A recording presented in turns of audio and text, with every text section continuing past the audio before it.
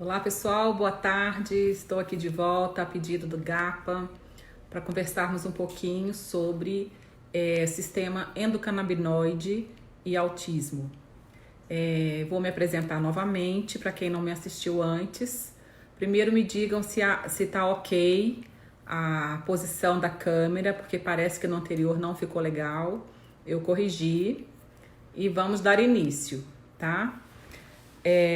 Eu sou Valéria Modesto, neuropediatra aqui em Juiz de Fora. Eu estou há 27 anos na carreira da medicina e especificamente há 15 anos estudando o foco total em transtornos mentais.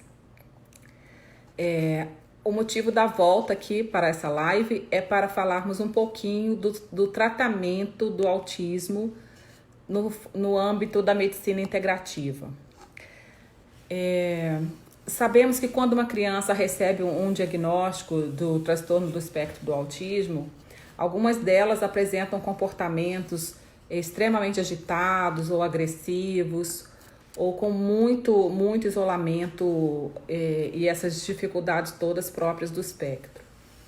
Na medicina tradicional, não se tem exatamente um perfil de tratamento. Geralmente os colegas médicos, inclusive eu antigamente, prescrevia para essas crianças a risperidona, que é um antipsicótico que tem um efeito para acalmar e para diminuir os níveis de agressividade e de irritabilidade.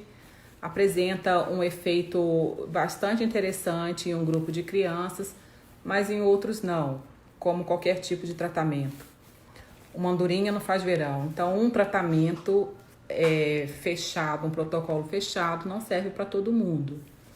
Então, nos últimos tempos, tem sido muito falado sobre o canabidiol, que para quem não sabe, o canabidiol é uma das substâncias extraída da cannabis sativa, ou outra espécie de cannabis.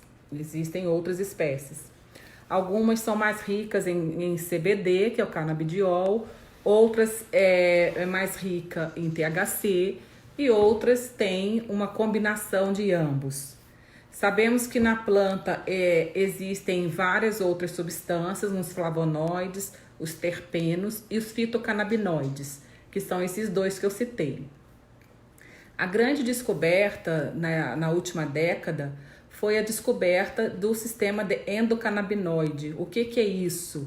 O nosso corpo possui receptores para poder receber essas substâncias, tá? Então, mas também não é uma coisa nova o uso da cannabis medicinal. Na literatura, os primeiros dados de uso de cannabis na saúde são do ano de 2700 a.C. E em vários povos, a planta foi utilizada para várias coisas. Rituais, como recreativo e como medicinal.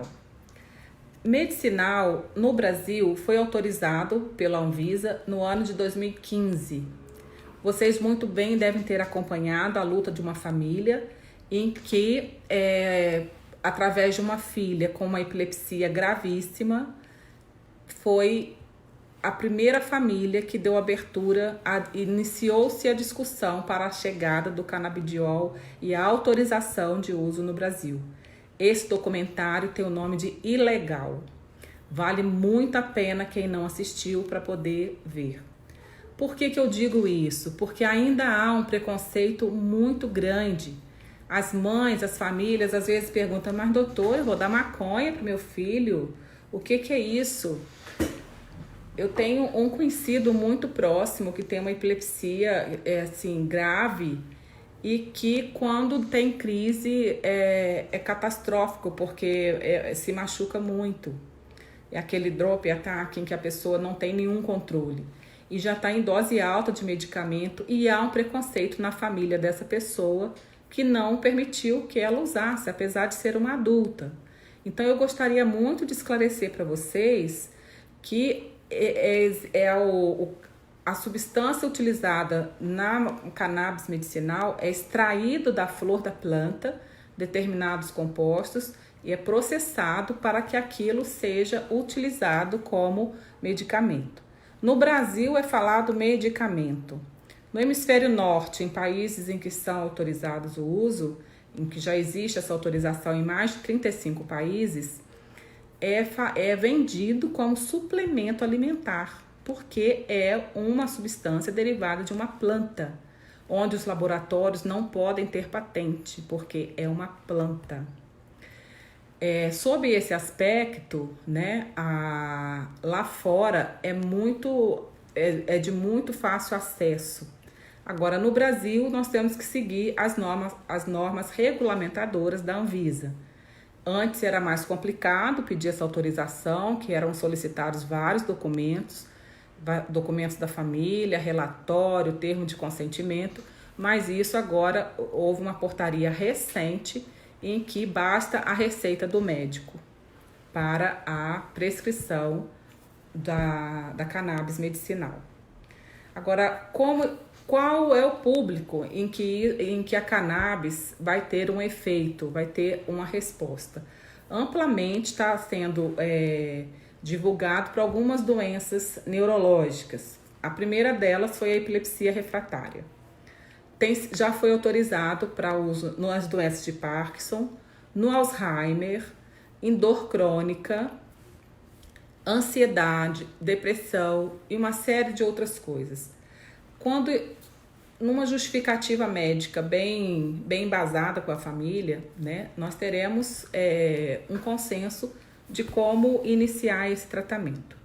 Agora, eu quero dizer também que eu não acredito que para o caso do autismo seja para todos os casos de autismo. Por quê?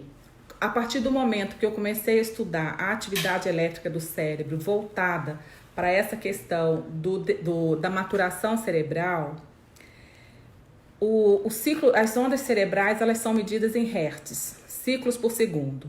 Então, nós temos os ritmos mais lentos, que são infralow, abaixo de 0,1 Hz. Hertz é ciclos por segundo, como eu falei. Então, seguido pela onda delta, o ritmo delta, que vai de 1 a 4 Hz. O teta, que vai de 5 a 7 Hz. O alfa, de 8 a 12. O beta, de 13 a 21. E depois tem o ritmo gama. Em cada faixa etária, nós temos um padrão de maturação. O ritmo alfa é o que vai determinar qual que é o padrão de maturação daquele cérebro. Então, de um modo geral, para crianças abaixo de 10 anos de idade, elas terão em torno de o ritmo alfa ficando entre 7 a 9 Hz, abaixo de 10. Quando chega a 10 anos de idade, nós temos que ter 10 Hz. 10 voltinhas por segundo, aquelas ondinhas que vocês já devem ter visto em exame de eletrocefalograma. Então, quando eu atendo, eu vejo uma criança, por exemplo, com 3 anos de idade, em que eu fiz a leitura da atividade elétrica do cérebro dela e mensurei que ali ela tem um ritmo já presente de 10 Hz ou de 11 Hz, ou de 12 Hz, já vi até de 15, uma criança com 3 anos de idade, significa que esse cérebro está muito ativado, está muito não é hiperestimulado. Na verdade, não é de estimulação externa, é uma coisa endógena dele. Ele está produzindo muito ritmo beta fora de uma idade. E isso, muitas vezes, eu encontro em todas as regiões do cérebro. E isso não é um padrão para criança de 3 anos de idade. Nós temos uma referência em estudo de eletrocefalografia, que é o Niedermayer. Essa é a bíblia, né, do eletrocefalograma, em que aqui eu consulto a tabela que mostra o perfil para cada faixa etária. Existem bancos de dados internacionais para comparação do eletrocefalograma, mas esses bancos de dados são todos de população do hemisfério norte. E eu não adotei isso na minha prática clínica, porque eu não concebo em comparar o cérebro de uma cultura nossa com o cérebro do hemisfério norte. São coisas diferentes, tá? São coisas diferentes. Apesar que o cérebro humano é o mesmo em qualquer lugar. Porém, nós temos o estudo da epigenética, que é o que pode modificar a expressão da atividade elétrica do cérebro. Então, essa criança, voltando a essa criança, se ela tem um ritmo acelerado, né, acima de 10 Hz numa idade precoce, esse caso tem uma indicação formal de usarmos um fitocannabinoide, certo? Porque a cannabis medicinal, ela vai retardar, ela vai desacelerar esse ritmo do cérebro. É o mesmo que eu vejo em pessoas com transtorno de ansiedade generalizado, em que tem o ritmo beta acima de 13 Hz muito presente no cérebro. Então, são cérebros, imagina uma criança de 3 anos ou de 4 anos, até seus 6 anos de idade, e que tenha essa quantidade de ritmo no cérebro. É um cérebro que não descansa nunca e não consegue conectar as outras regiões cerebrais. Sabemos que uma das fisiopatologias envolvidas no transtorno do espectro do autismo é a não desativação de determinadas redes neurais. Então, é um cérebro que tem muito circuito, porém, circuitos que não estão se comunicando de uma forma adequada. Então, se eu tenho criança que está acelerado, essa base da atividade elétrica dele, esse vai ter, muito provavelmente, uma resposta muito boa ao canabidiol. Por outro lado, se eu tenho uma criança em que esse ritmo dela é um ritmo aquém, menor do que o esperado para a faixa etária, é possível que o canabidiol não faça efeito ou que venha piorar, entende? Então, precisamos ser bastante cautelosos na escolha terapêutica. É óbvio que tem crianças que necessitam do medicamento alopático. Eu não tenho nenhuma pretensão de dizer a vocês que a risperidona, o metilfenidato ou lisdexanfetamina não tem indicação em crianças com autismo, mesmo porque elas não têm, muitas não têm só o transtorno do espectro do autismo, tem um déficit de atenção associado, tem uma hiperatividade, tem uma ansiedade, pode ter um perfil depressivo. Mas o que eu estou dizendo é que com as ferramentas que eu aprendi a trabalhar nessa leitura, em que um dos piores efeitos que eu analiso na prática clínica é a obesidade e a disfunção hormonal que surge em decorrência do uso de um antipsicótico. Não são para todas as crianças, mas algumas se tornam bastante obesas, né? Então, a Ariane está perguntando aqui qual a sua posição em relação a uma pessoa de grau leve fazer o uso. Então, vai depender muito do contexto em que eu vou encontrar essa pessoa em grau leve. O que você quer dizer? Pode escrever mais um pouquinho para mim, Ariane. Então, eu sempre parto da leitura da atividade elétrica do cérebro e como que essa criança está inserida no seu contexto familiar, social e pedagógico. Compreende? O vídeo tá sendo gravado. O Marcos Bretas escreve trancou o quê? Diga aí pra mim, Vitor, tá gravando direitinho? Então, voltando ao tema, né, do canabidiol, existe o canabidiol que pode ser puro e existe o canabidiol associado ao THC.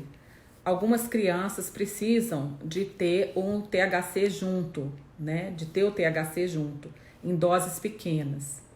No Brasil está autorizada apenas a importação. Algumas famílias já produzem o canabidiol, o óleo, né, medicinal no Brasil. Algumas já entraram com habeas corpus para poder ter essa autorização. E eu acredito que nós vamos ter nos próximos anos alguma coisa autorizando de fato a produção nacional. Não sei se vocês conhecem a senadora Mara Gabrilli, ela é tetraplégica e ela defende no Senado a regulamentação do uso da maconha medicinal no Brasil. E, né, dentro dos anos que ela tem de tetraplégica, né, que foi um acidente um acidente que ela quebrou o pescoço há mais de 20 anos, ela relata que ela faz uso e que faz muita diferença no seu dia a dia, na sua qualidade de vida, por sentir dor, né? Com relação ao que a Ariane está perguntando aqui, meu filho é clássico e faz uso há mais de 2 anos. Seu desenvolvimento é fantástico. Muitos pais me perguntam a respeito... Peraí, que eu não estou conseguindo ler o restante. A respeito dos ganhos que o filho vem sendo leve. Então, vamos lá. Eu tenho alguns pacientes que usam, não são muitos, mas eu já tenho uma certa experiência. O que os pais relatam, mesmo nos casos leves, né, que a Ariane está colocando, eu acredito que o leve ela está classificando que são aquelas pessoas, aquelas crianças que não são tão agressivas ou que já têm um desenvolvimento de linguagem, né? O que melhora muito mesmo é a interação, é o foco e a aprendizagem. São as 3 coisas que as mães mais relatam para mim aqui no consultório, que é o que melhora. Então, mas conforme eu disse, né, como eu tenho uma ferramenta muito importante que eu trabalho no dia a dia, que é essa leitura da atividade elétrica, eu só indico se eu realmente vejo que há uma excessiva atividade elétrica do cérebro. Eu tenho um paciente que mora na Dinamarca, e quando ele veio para mim a primeira vez, ele tinha 2 anos de idade e tinha os sintomas clássicos do autismo e não tinha ainda nenhum desenvolvimento de linguagem. E na ocasião, dentro da anamnese, nós desconfiamos da ocorrência de intolerância alimentar e eu orientei a mãezinha dele que suspendesse o glúten, né? Tudo aquilo que nós falamos na primeira live, com a retirada do açúcar, do glúten e do leite. E ela assim o fez. Isso foi no ano passado, meados do ano passado. Então ela veio em férias novamente para o Brasil nesse início de ano e incrivelmente ela relatou: Valéria, a retirada desses alimentos foi uma condição fundamental para o meu filho melhorar. Mas o uso do Endoca, que é uma das marcas do canabidiol, que na Europa é bem acessível em termos de custo, foi um divisor de águas para ele. Ele não era um menino agressivo, ele tinha a dificuldade da interação social e da linguagem. Então, nesse mês de janeiro, ele ficou aqui no Brasil e nós tivemos a oportunidade de acompanhá-lo durante um mês e o menino simplesmente deu um salto de desenvolvimento da linguagem. Fala fluentemente já o português e iniciando o inglês e o dinamarquês. Um menino muito inteligente. E a partir daí, né, do uso do canabidiol e da restrição de alimentos em que ela colocou para ele, é uma criança que praticamente está quase fora do espectro. Ele está com 3 anos e meio agora e está evoluindo de uma forma melhor. Fizemos a estimulação dele com o Bemer e com o neurofeedback e houve avanços consideráveis. Na semana que vem, a mãe dele vai estar comigo numa live que nós vamos fazer pelo Mente Confiante, eu, ela e a Camila, e em que ela vai poder explicar um pouquinho mais sobre esse tratamento dele. Eu acho que eu errei foi a idade dele, mas semana que vem nós vamos conferir direitinho como foi essa história. Então, eu quero deixar bem claro que o canabidiol, ele tem o seu papel no autismo, mas eu não acredito que sejam para todas as crianças. Precisa fazer uma análise bem profunda, o que vem causando e desencadeando os sintomas no seu filho. Além de todo aquele estudo prévio que eu disse, né, com relação à função intestinal, à função cerebral e essa correlação toda. O canabidiol ainda é muito... O custo é muito elevado para importação. Eu não entendo muito bem como que é precificado isso, porque lá fora não é tão caro. Chega aqui com valor muito alto, né? Mas é o que está permitido no Brasil. Nós temos a Abrace, que é a Associação Brasileira Cannabis Esperança, que fornece óleos. São óleos artesanais e a diferença do óleo artesanal para o óleo importado é a concentração. No óleo importado, nós temos a oportunidade de saber quantos miligramas que tem.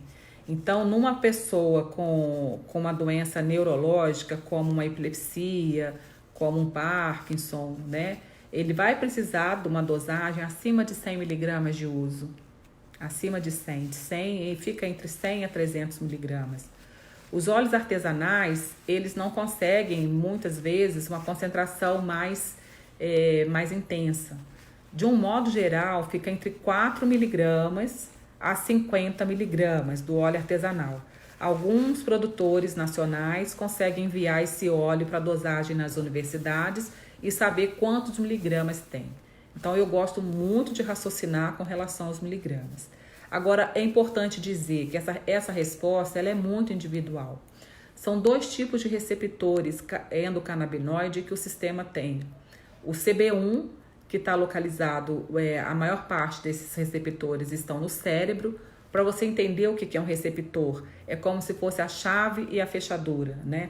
A fechadura é o receptor e a chave é o sistema, é a substância que você está colocando, que seria o canabidiol ou o THC, que vai abrir aquele receptor e que vai ter o efeito que nós queremos que se tenha. Então, os receptores CB1, eles estão mais presentes no sistema nervoso central e vai atuar nessa regulação do cérebro. O CB2, o receptor 2, ele já vai estar ligado ao sistema imunológico e ao sistema hematopoético, que é da produção da sanguínea, dos elementos sanguíneos, certo? Então, acho que eu respondi você, Marcos Bretas, com relação aos óleos artesanais. Eu tenho muitos pacientes que usam os óleos artesanais e é muito frequente que com dose baixa, mesmo nesses miligramas menores no Brasil, em que tem efeito, tá? Eu tenho pacientes que nunca mais tiveram crise quando começou a usar um óleo canabidiol artesanal.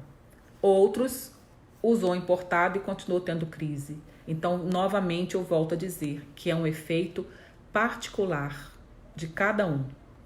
Não tem como generalizar. A Alda Rosinha pergunta se existe algum estudo com relação aos adolescentes. Os estudos são amplos, crianças, adultos e adolescentes. O sistema endocannabinoide é o mesmo no corpo todo das pessoas. O que vai variar é essa concentração, mas exatamente eu não sei te responder o quanto que cada pessoa vai ter em termos de CB1 ou CB2, tá? A Tânia Ferreira pergunta, só tem risperidona para o tratamento do autismo? Na verdade, não existe nenhum remédio específico para tratamento do autismo. Eu não sei se você acompanhou a live anterior, Tânia Ferreira. Caso você não tenha acompanhado, dá uma olhadinha lá no Facebook do GAPA e no meu Facebook também já publiquei o vídeo.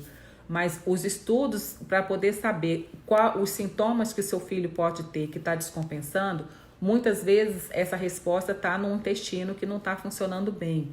E a função intestinal, eu quero frisar aqui novamente, que não é uma função apenas digestiva.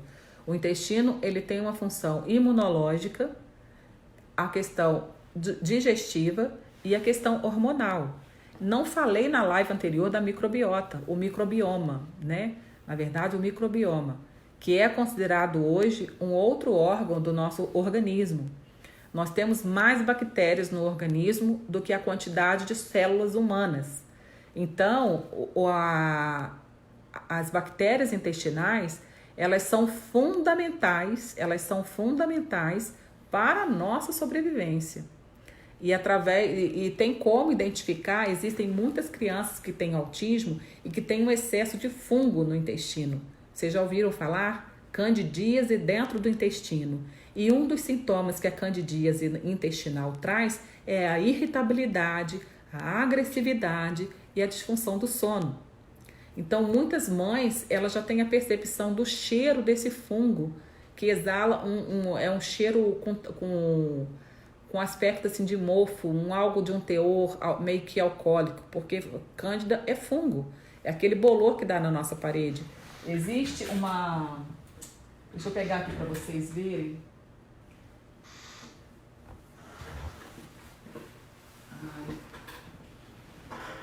Não tô achando, achei.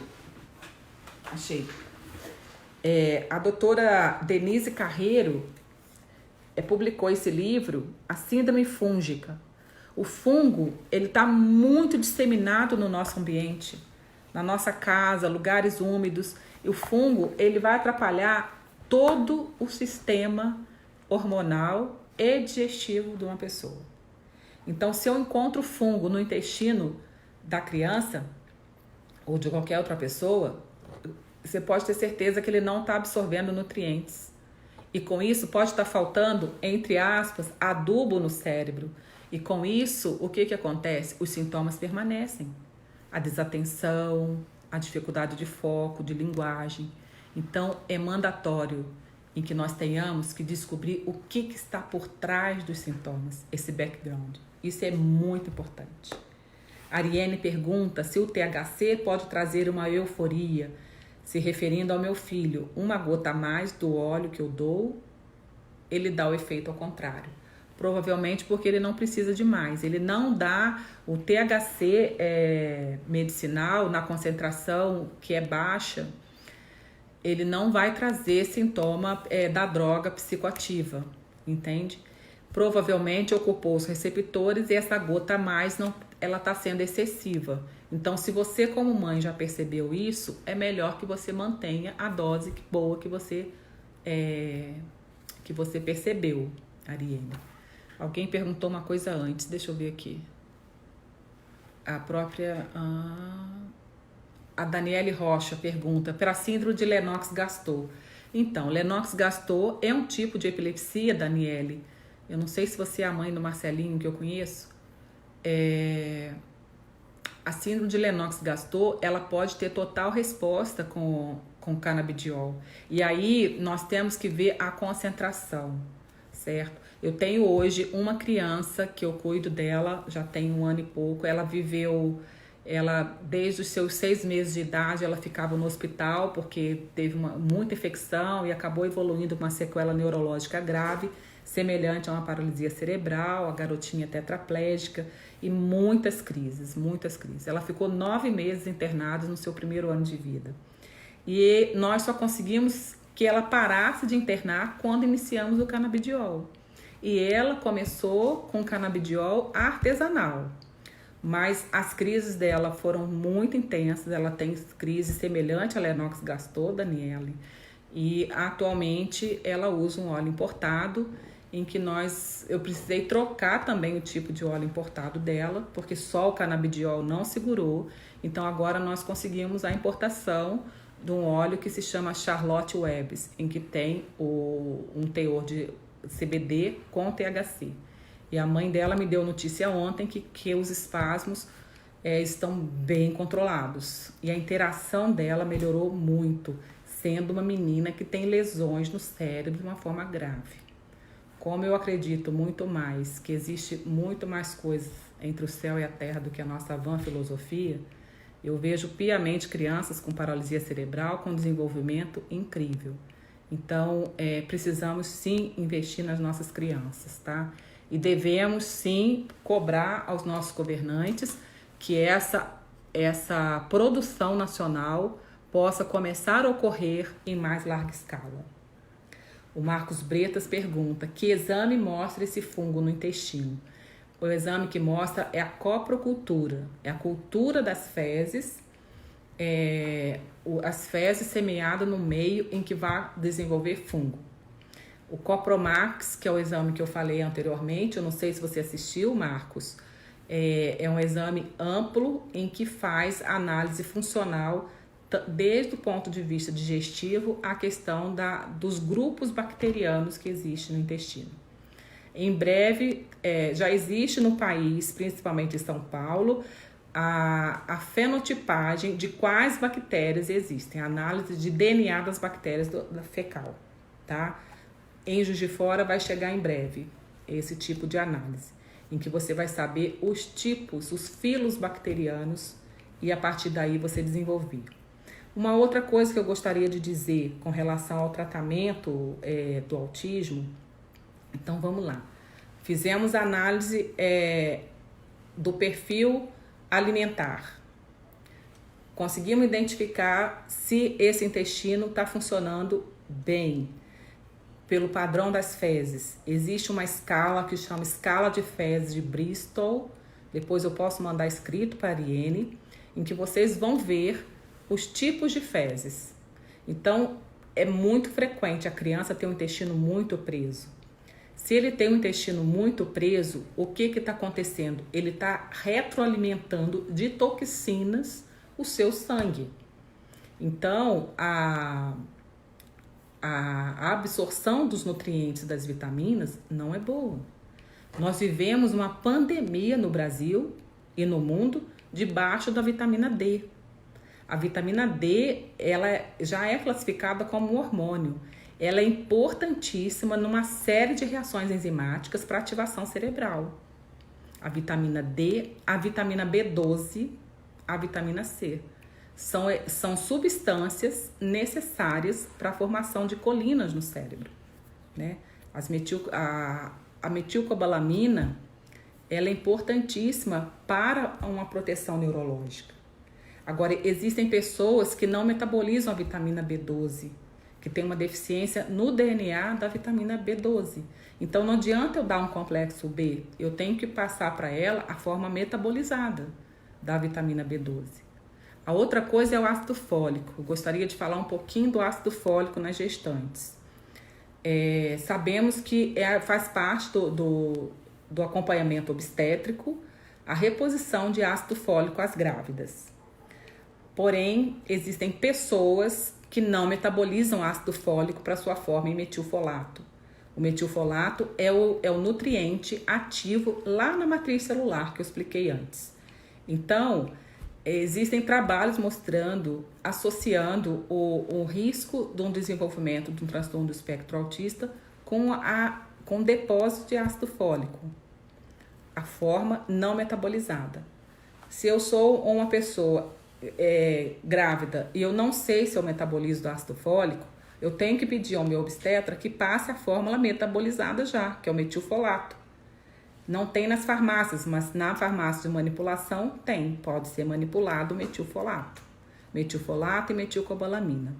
Então, existem fórmulas para proteção neurológica em que nós mandamos confeccionar personalizado. A fórmula do Joãozinho não serve para Mariazinha, ok? Então, é tudo avaliado classicamente. A fonte alimentar da vitamina B12 é a carne vermelha, tá? As nutricionistas aí depois podem complementar as outras fontes. Então, mas mesmo eu comendo carne, se eu tenho nível abaixo de 500 na dosagem sanguínea, talvez eu não tenha a metabolização adequada da minha vitamina B12. Uma outra coisa importante, muito importante mesmo, nós não temos que avaliar as referências laboratoriais do que vem escrito lá.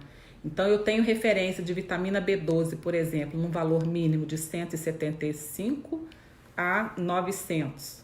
Opa, por que é tão amplo assim? Isso é em escala populacional. O que funciona? Então, dados aí do que nós temos estudado da medicina integrativa, funcional, ortomolecular, nos mostra que os níveis adequados de uma vitamina B12 tem que estar acima de 500, tá? Então, seria necessário uma suplementação. Sob esse aspecto, fica uma avaliação muito mais ampla dentro de uma consulta, de uma análise médica, quando essa criança chega para nós avaliarmos. Então, eu não tenho que aplicar só escalas, certo? A Ana Carneiro pergunta: deficiência de vitamina D na gestação interfere de forma no desenvolvimento do feto? Eu não sei te responder exatamente, Ana Carneiro, mas provavelmente pode sim afetar alguma coisa no desenvolvimento ósseo e outras reações enzimáticas que o organismo precisa. Mas você pode entrar em contato comigo depois, que eu vou pesquisar e lhe respondo com mais propriedade. A Keila Pereira pergunta: minha filha faz a suplementação dessas vitaminas e notei que ela melhorou muito a cognição e intestino. É importante procurar um bom nutrólogo e nutricionista? Keila, é muito importante que você tenha um acompanhamento nutricional, sim, tá? Ou do nutrólogo, porque precisa ver a dosagem, quanto tempo que se usa, como que é o metabolismo da sua filha, e isso você vai ficar muito mais segura no uso. Uma prescrição artesanal, da farmácia de artesanal, ela não é para sempre. A alopatia também não é para sempre, nós temos um período de uso. Então, uma das coisas que me fez procurar novos estudos para minha carreira foi exatamente quando eu prescrevia a Ritalina, a Risperidona e outros medicamentos alopáticos aos meus pacientes, e eu ficava me perguntando como mãe até quando vai ser esse medicamento, até quando será. Então, isso fez com que eu mergulhasse em novos estudos, tá? E eu trazendo toda essa questão funcional. E, na verdade, isso não é novo, porque Hipócrates, que é o pai da medicina, já dizia antes que seu alimento seja o seu remédio e o seu remédio seja o seu alimento. Isso lá nos primórdios da medicina. Só que, infelizmente, eu já nasci na era da medicina farmacológica, né? Eu me formei na década de 90. E a indústria farmacêutica, a indústria alimentícia, né? Elas dominam o mundo. Após a Revolução Industrial, foi isso tudo aí que aconteceu. Então, existem medicamentos, né, que são lançados no mercado de tratamento, em que os fabricantes sabem que em um determinado tempo aquele remédio vai trazer problema. E mesmo assim, eles colocam no mercado. E isso é em nível dos Estados Unidos, tá? Então, há uma coisa muito, muito estranha por detrás da indústria, tá? Mas o que então? Elisângela Mercedes, já se sabe o que causa o autismo. Tem várias vertentes aí de causas, desde genéticas, a intoxicações ambientais, a deficiência de flora intestinal. Por exemplo, crianças que nascem num parto cesáreo, elas não passam pelo canal vaginal materno, então elas não adquirem o microbioma da mãe. Então, existem alguns centros que quando o bebê nasce do parto cesáreo, eles fazem um swab, né? Passam um algodãozinho na vagina da mãe e inocula essas bactérias no tubo digestivo do bebê, passando esse algodão na boca, logo depois que ele nasce. Porque é muito importante que ele adquira a flora da mãe. Entende? Mais o quê? Mais uma pergunta. Elisângela Mercedes, na minha família não tem ninguém com autismo. E também, eu não entendi o que você está colocando. Pode escrever melhor, Elisângela? Podemos, então, evoluir agora para o final dessa live. Ariane, me diga aí se está faltando alguma coisa que você queira que eu fale. Você estava me assistindo. De um modo geral, o que eu quero deixar como recado final é que existe esperança, existe um tratamento diferenciado dentro do ponto de vista nutricional para as nossas crianças, não apenas do transtorno do espectro do autismo, como as crianças com TDAH, com ansiedade, com depressão, né? Então, avaliar o que está fazendo mal para essa pessoa é fundamental. Então, um alimento para você pode ser alimento, mas para mim pode ser veneno. Então, a partir do momento quando eu descobri os efeitos de alimentos no meu corpo que são inflamatórios e eu os retirei da minha vida, a minha qualidade de vida melhorou muito. A qualidade do meu raciocínio foi lá em cima. Eu não esqueço mais. Então, a memória resgata muito, porque eu estou desinchando as células. Eu estou fazendo com que a minha matriz celular ela fique mais permeável possível aos nutrientes para poder que cheguem às células.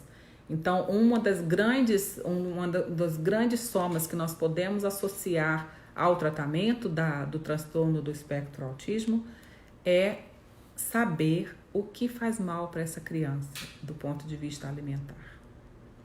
Cuidar do sono, atividade física regulamentada e nutrição. São os 3 pilares que vão fazer com que as nossas crianças resgatem o seu caminho do desenvolvimento. E eu posso acrescentar um 4º pilar, que é atuar na atividade elétrica do cérebro dela. É possível otimizar e reorganizar os circuitos elétricos do cérebro através das metodologias que eu disponibilizo no Mente Confiante, Instituto de Neuromodulação Integrativa. Existem outros centros no país em que fazem, em São Paulo, na Bahia, no Rio Grande do Sul, tá? Estou à disposição de vocês e gostaria de colocar novamente o meu WhatsApp para quem quiser fazer perguntas. O número é o DDD 32 98839 5005. Tá certo? Então, muito obrigada pela oportunidade. Obrigada ao GAPA. Eu estou à disposição quando vocês quiserem que façamos um novo bate-papo. E contem comigo, viu? Boa tarde a todos e que Jesus nos abençoe sempre.